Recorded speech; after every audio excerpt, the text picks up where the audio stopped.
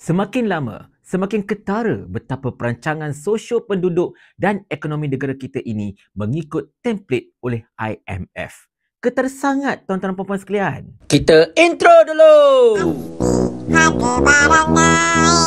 Assalamualaikum warahmatullahi. Sebelum ini sudah ramai pemerhati politik dan ekonomi tanah air memberikan amaran betapa kerangka ekonomi madani ini seolah-olahnya mengikut template yang telah disediakan oleh International Monetary Fund ataupun IMF.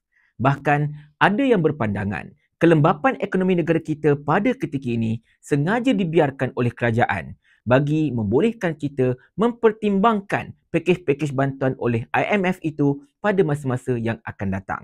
Betul ataupun tidak apa asal teori tersebut, itu saya tak berani nak sahihkan. Namun, perkara-perkara lain yang sedang dilaksanakan di negara kita pada ketika ini kelihatannya sangat-sangat ketara mengikut template oleh IMF, seperti penghapusan subsidi-subsidi pukal secara beransur-ansur.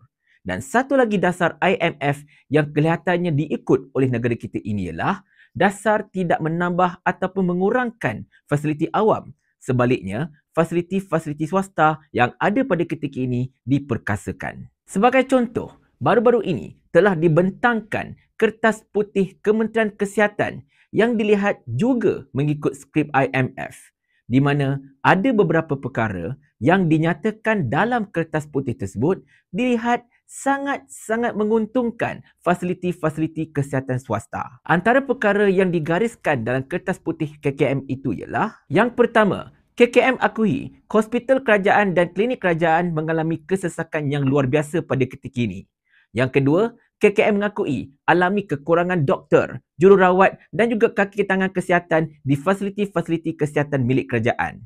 Yang ketiga, KKM mengakui perbelanjaan kerajaan bagi sektor kesihatan negara kita ini adalah sangat rendah berbanding dengan negara-negara lain, di mana kita hanya membelanjakan 2.2% sahaja berbanding GDP bagi sektor kesihatan berbanding negara lain di mana secara puratanya mereka telah membelanjakan sebanyak 4.4% daripada GDP bagi sektor-sektor kesihatan. Tetapi selepas perkara-perkara tersebut telah digariskan dan diutarakan dalam kertas putih itu, apa pula solusi yang hendak dibuat oleh kerajaan madani seperti mana yang telah dibentangkan dalam kertas putih tersebut? Yang pertama, tuan-tuan dan puan-puan sekalian, langsung tidak dinyatakan kerajaan akan menambahkan fasiliti kesihatan awam yang baru.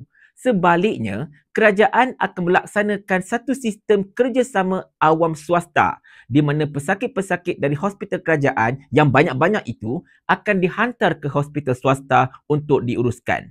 Dalam hal ini, kerajaan akan subsidi keuntungan hospital swasta tersebut. Dan begitu juga dengan klinik.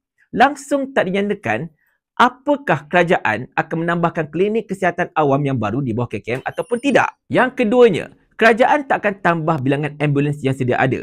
Sebaliknya, akan menggunakan ambulans-ambulans swasta dan sekali lagi, kerajaan akan menanggung kos-kos ambulans swasta tersebut dengan bayar kepada syarikat-syarikat pengendali ambulans-ambulans tersebut. Ambulans awam tidak ditambah. Yang ketiga, langsung tidak dinyatakan KKM akan menyerapkan kaki tangan kontrak kesihatan seperti doktor, jururawat, farmasis dan lain-lain ke jawatan tetap seperti mana yang dilaung-laungkan sebelum ini.